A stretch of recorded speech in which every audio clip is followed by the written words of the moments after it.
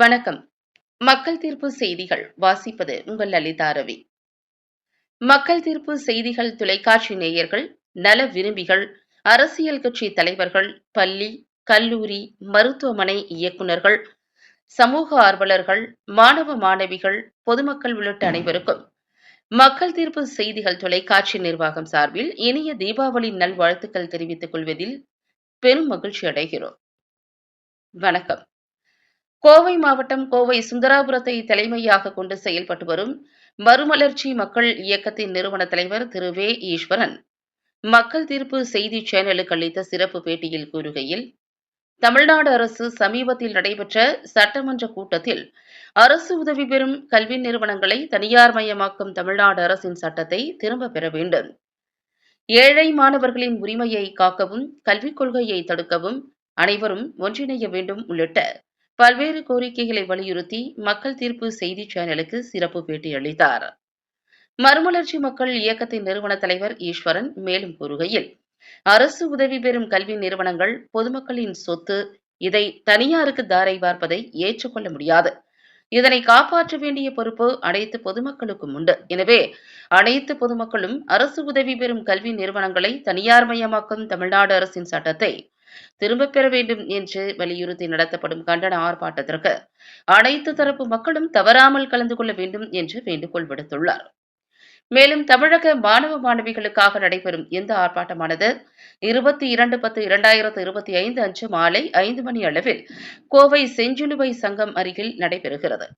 மேலும் இதற்கு முன்னதாக மறுமலர்ச்சி மக்கள் இயக்கம் சார்பில் கட்டாய கல்வி உரிமை சட்டத்தை நிலைநாட்ட சட்ட போராட்டம் நடத்தி வெற்றி பெற்றுள்ளது என்பது தமிழகத்தில் சிறப்பு வாய்ந்த செய்தியாக பேசப்படுகிறது என்பது சிறப்பு வாய்ந்த செய்தியாகும்.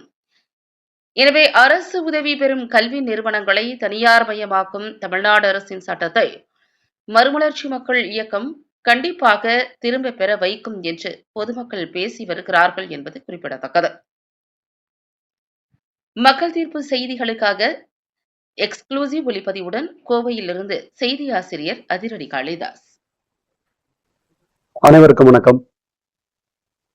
தமிழ்நாடு சட்டமன்றத்தில் தற்போதைய கூட்டத்தொடரில் தனியார் பல்கலைக்கழக சட்ட திருத்த மசோதா என்ற மசோதாவை நிறைவேற்றியிருக்கிறார்கள். 10-11 அவசரமாக இந்த மசோதாவை தமிழ்நாடு அரசு நிறைவேற்றியிருக்கிறது. இது சமூக நீதிக்கு எதிரானது. அடிப்படையில் ஏழை குழந்தைகளினுடைய கல்விக்கு எதிரானது. எதிர்காலத்தில் அரசு பள்ளிகள் இனிமேல் தமிழ்நாட்டில் இருக்குமா என்கின்ற சந்தேகத்தை இந்த சட்ட திருத்த மசோதா எழுப்பியிருக்கிறது. இந்த அபாயம் யாருக்கும் தெரியல. கூட்டணி கட்சிகள் இதை பற்றி கண்டுகொள்ளவில்லை, பெரிய எதிர்ப்பை தெரிவிக்கவில்லை. அதே மாதிரி எதிர்கட்சிகளும் ஒரு பெரிய எதிர்ப்பை தெரிவிக்கல. ரொம்ப வருத்தமா இருக்கு. இந்த மசோதா என்னன்னு கேட்டீங்கன்னா, அரசு உதவி பெறும் கல்லூரிகள் அனைத்தையும் தனியார் பல்கலைக்கழகமாக மாற்றுவதற்கான சட்டம். கோயம்புத்தூர்ல பாத்தீங்கன்னா பிஎஸ்ஜி தொழில்நுட்ப கல்லூரி, பிஎஸ்ஜி டெக் 75 வருஷமா ஒரு ரெப்யூட்டட் காலேஜ், உலக அளவுல மிக உயர்ந்த தரத்தில் இருக்கக்கூடிய கல்லூரி. அதே போல Coimbatore institute of technology CIT, மதுரையில Thiagaraja college of engineering TCE. அப்போ இந்த கல்லூரிகள் எல்லாம் 75 வருஷம் 100 வருஷம் பழமை வாய்ந்த கல்லூரிகள், மிகச்சிறந்த கல்லூரிகள்.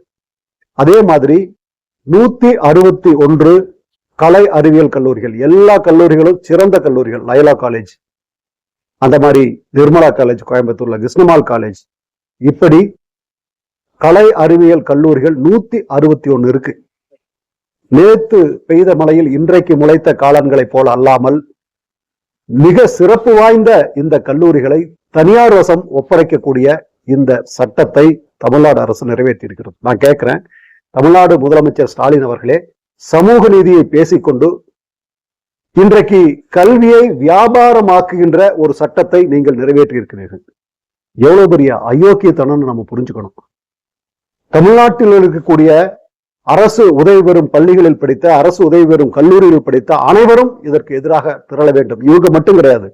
இனிமேல் இந்த கல்லூரிகளை பயன்படுத்துகின்ற ஏழை மாணவர்கள், இன்னைக்கு பிஹெச்டி டெக்ல ஒரு 10,000 ரூபாய் தான் ஃபீஸ். ஏன்னா அது கவர்மெண்ட் எய்டட் காலேஜ். அதே மாதிரி சிஐடியிலும் சரி, தியாகராஜா காலேஜ்லயும் சரி, லயோலா காலேஜ்லயும் சரி, நீங்க மார்க் வாங்கினீங்கன்னா ஏழை குழந்தைகள் சேர முடியும். இனிமேல் சேர்றதுக்கான வாய்ப்பு இல்லை. 10,000 ரூபாய் ஃபீஸுங்கிறது பல லட்சமா ஃபீஸ் ஆயிரும். அங்க இடம் கிடைச்சாலும் அந்த ஏழை குழந்தை படிக்க முடியாது. இந்த நிலைமைக்கு தமிழ்நாடு அரசாங்கம் உருவாயிருக்கிறது. இன்னைக்கு என்ன பண்றாங்க, கவர்மெண்ட் எய்டட் காலேஜஸ் மட்டும் மாத்துறாங்க. எழுதி வச்சுக்கங்க, இதை அனுமதிச்சா இனிமேல் அரசு கல்லூரிகள், அரசு பள்ளிகள், அரசு உதவி பெறும் பள்ளிகள் எல்லாத்தையும் தனியார்கிட்ட கொடுத்துருவான். மிகப்பெரிய அபாயம் இருக்கு. தமிழ்நாட்டு மக்களே புரிஞ்சுக்குங்க. சர்வ சாதாரணமா யாருக்கும் தெரியாம இந்த சட்டத்தை நிறைவேற்றிட்டாங்க. எத்தனை கல்லூரியில, எத்தனை இடங்கள்ல, எத்தனை கோடி வாங்கியிருக்காங்கிறது தெரிய வரணும். எதுக்காக செஞ்சாங்க? கவர்மெண்ட் எய்டட் காலேஜஸ் எதுக்கு மாத்துறீங்க? மிகப்பெரிய போராட்டம் தமிழகத்தில் விழணும். விடக்கூடாது. இது சாதாரண பிரச்சனை இல்ல. மத்திய அரசாங்கம் விவசாய சட்டத்தை நிறைவேற்றினா, விவசாயிகள் போராடினாங்க. மிகப்பெரிய போராட்டம். மத்திய அரசாங்கம் சட்டத்தை வாபஸ் வாங்கினாங்க. அதே மாதிரி ஒரு போராட்டம் தமிழ்நாட்டில் நடக்கணும். என்ன வேணாலும் செய்வீங்களா நீங்க?